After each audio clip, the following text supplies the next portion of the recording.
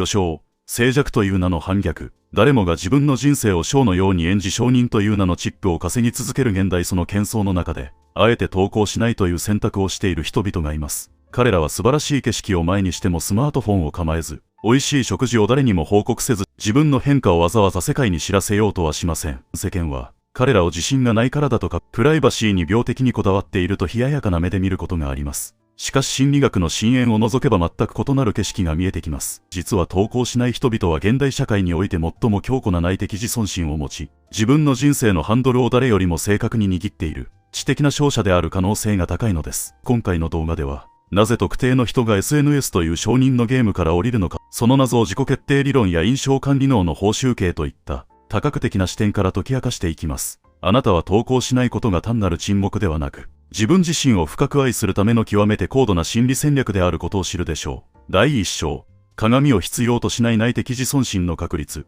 まず心理学的な根幹からお話ししましょう。多くの人が SNS に写真を投稿する最大の動機は、自己検証理論に基づいています。これは他者からの反応を通じて自分はこういう人間だという認識を補強しようとする本能的な欲求です。いいねやコメントはデジタルな鏡に映った自分の姿を肯定してくれる。いわば外付けの自尊心です。しかし投稿をしない人々の脳内にはこの鏡が必要ありません。彼らは自分自身の価値を他者の網膜に映った残像ではなく、自分自身の内面的な充足感から直接受け取っています。これを心理学では内的自尊心と呼びます。彼らにとって自分の成功や幸せは、誰かに認められて初めて完成するものではなく、自分がそれを感じた瞬間にすでに完結しているのです。100人の見知らぬ人からの称賛よりも、自分自身が自分に満足しているという一言の方が、はるかに強力なエネルギー源であることを知っているのです。これは孤独への耐性ではなく自分という存在に対する圧倒的な信頼の証なのです。第2章、情報の希少性と心理的権力の保持。社会心理学には印象管理という分野がありますが、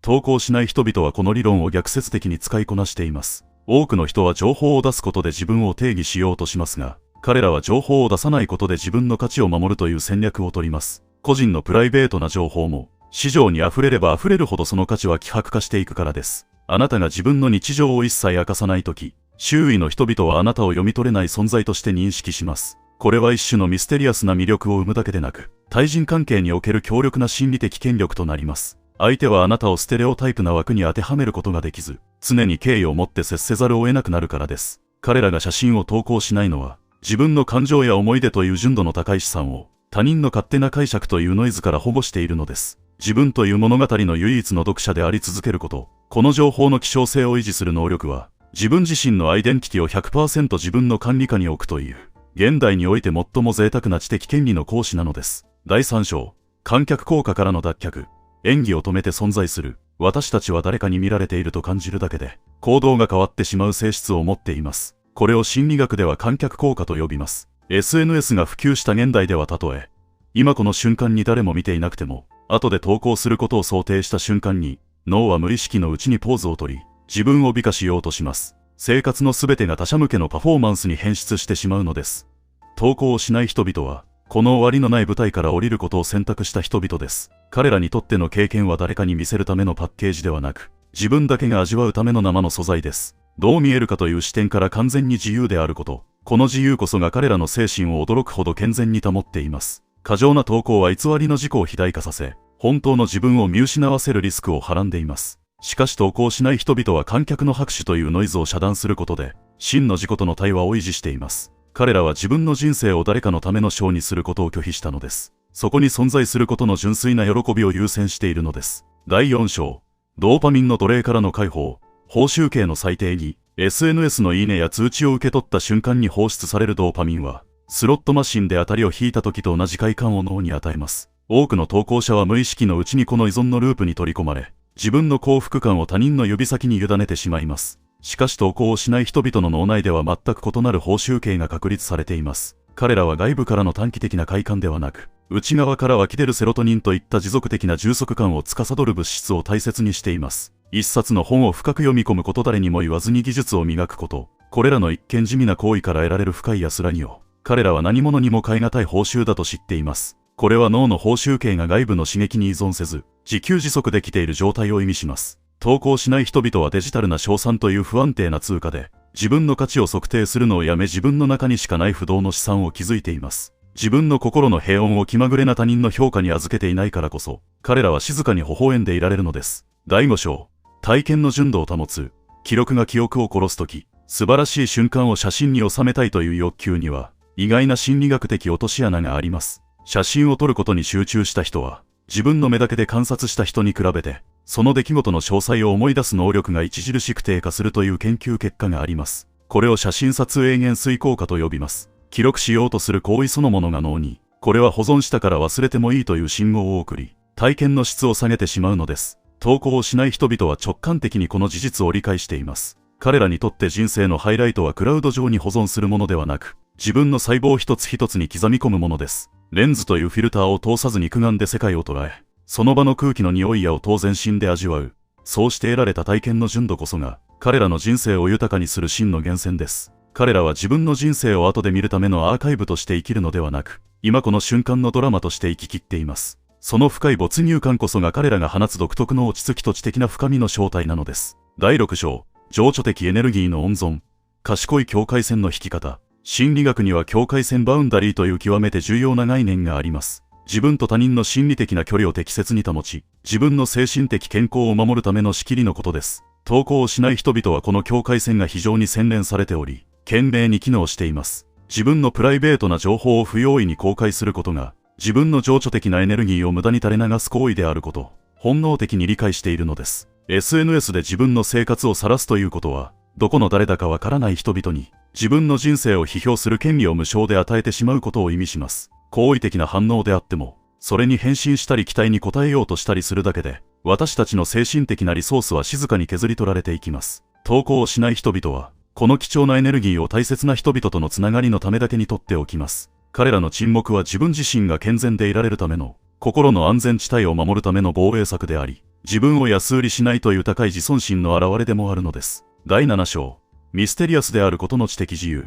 自分を定義させない。現代社会において最も希少な資源の一つ、それはミステリアスであることです。情報を出さない人は、他者からの決めつけやカテゴリー化から逃れることができる唯一の存在です。心理学においてラベル付けは思考のショートカットとして機能しますが、それは同時にその人の無限の可能性を限定してしまう副作用を持ちます。投稿をしない人々は、他者の頭の中に自分のイメージを固定させないことで、驚くほど高い知的な自由を享受しています。この人はこういう人だというレッテルを貼られないため、彼らはいつでも新しく変化することができます。この自由は自己成長を加速させます。他人の視線を気にせず、自分が本当に興味のあることに挑戦し、失敗しまたやり直す。そのプロセスが誰にも見られていないからこそ、彼らは本物の進化を遂げることができます。その謎の正体である、本当の自分を自分だけが独占しているという優越感を知っている。その知的自由こそが彼らが持つ揺るぎない自信の源泉なのです。第8章、規格の鎖を断ち切る。相対的幸福からの離脱。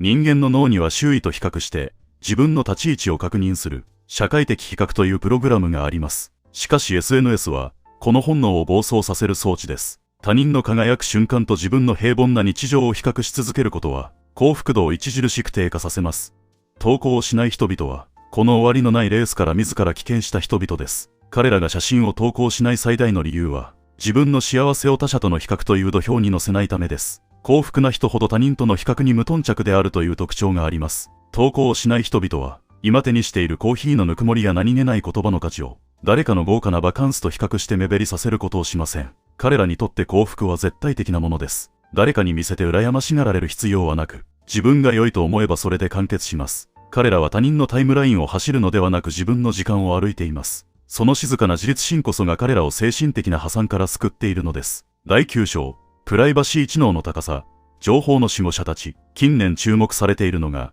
プライバシー知能という概念です。自分のどの情報を、いつ誰にどの程度開示するかを戦略的に判断する能力のことです。投稿をしない人々は、この知能が極めて高い情報の守護者たちです。一度ネットに放たれた情報は二度で回収できず、それが将来にどう影響するかを深く予見しています。一枚の写真には場所や時間生活水準など、想像を絶する量のデータが含まれています。投稿しない人々は、これらのデータをばらまくことが、自分自身の心理的な安全性を切り売りしていることに他ならないと知っています。彼らは自分をオープンにしないことで、悪意ある解釈や自分をコントロールしようとする、他者の意思を完全にシャットアウトしています。自分の内面世界を安売りせず価値ある人だけに限定して開示する。その厳格なフィルターこそが人間関係の質を高め、信頼の密度を濃くしていきます。大切な情報を自分の手元に留めておくことで、彼らは自分の人生の完全な主権を維持しているのです。第10章、プレゼンスの質。記録よりも共鳴を選ぶ。私たちが体験を記録しようとするとき、意識は必然的に、今この場所から離れてしまいます。レンズ越しに世界を見ることは、現実との間に薄い膜を張るようなものです。しかし投稿をしない人々が大切にしているのは、圧倒的なプレゼンスすなわち、今この瞬間に完全に一致して存在することです。体験と記録を同時に行うことは精神的なマルチタスクであり、脳の認知機能を低下させます。投稿しない人々はスマホをポケットにしまったまま、場の空気や視線の揺らぎに全神経を集中させます。彼らが醸し出す独特の存在感はこの深い没入から生まれます。情報の断片を持ち帰る代わりに、その体験が自分自身の血肉となるような深い共鳴を選んでいるのです。記録に残らないからこそ、その記憶は魂に癒着し、その人の人間性の一部として静かな輝きを放ち続けます。第11章、デジタルミニマリズムと精神の静寂。私たちは今情報の暴風雨の中にいます。毎秒何十万ものイメージが消費され捨てられていく。過剰な刺激は脳を常に刺激し、軽微なパニック状態を引き起こします。投稿をしない人々が実践しているのは意図的なデジタルミニマリズムです。発信しないことで受信する情報もまた懸命に選別しています。アウトプットを止めることは、インプットの質を劇的に向上させることにつながるからです。彼らは自分を誇示するためのエネルギーを自分を磨くための静寂へと変換します。ノイズが消えた脳内では、自分自身の本当の望みや深い洞察が浮かび上がってきます。現代における最大の贅沢は、忘れられる権利と誰にも見られない時間です。投稿しない人々はこの贅沢を自らの意志で手に入れています。彼らが脳の中に誰にも踏み荒らされることのない、静寂の庭を維持しているからこそ、その精神は常に安定しているのです。最終章、沈黙という名の力。SNS に写真を投稿しない人々の深層心理を解き明かしてきました。彼らが投稿しないのは、自信がないからでも世界を嫌っているからでもありません。むしろ自分自身を深く信頼し、人生の一瞬一瞬を誰よりも誠実に味わい、自分という物語の主権を完璧に守り抜こうとしているからです。見られることが価値の指標となったこの時代において、見られないことを選び取るのは非常に勇気ある知的な決断です。彼らは承認欲求という見えない鎖を断ち切り、自分自身の魂の中に居場所を見つけました。その沈黙は空虚ではなく、自己への深い愛と他者への真摯な敬意に満ちた極めて密度の高いパワーなのです。あなたの人生は誰かに見せるための展覧会ではなくあなた自身が感じ、生きていくための聖域なのです。その聖域を大切に守り続けるあなたの強さは、騒がしい世界の中で最も美しく気高い光を放っています。エンディング。あなたの物語を、あなただけのものに、もしあなたが SNS の喧騒から距離を置き、自分のペースで歩んでいるなら、その歩みをどうか誇りに思ってください。あなたの人生の最高の瞬間は、スマホのカメラが捉えた画像の中ではなく、あなたの心が震えたその瞬間の記憶の中にだけ存在します。あなたの物語のたった一人の目撃者として、その豊かさを存分に味わってください。皆さんは SNS とどのように付き合っていますか？あえて投稿しないことで得られた心の安らぎについてのエピソードがあれば、ぜひコメント欄で教えてください。このチャンネルでは日常の心理や行動の裏側を、学術的な視点から深くデコードしていきます。もしこの内容に共感し、自分自身への理解が深まったと感じていただけたら、高評価とチャンネル登録をお願いします。それではまた次の動画でお会いしましょう。静かな時間があなたを本当の自由へと導きますように。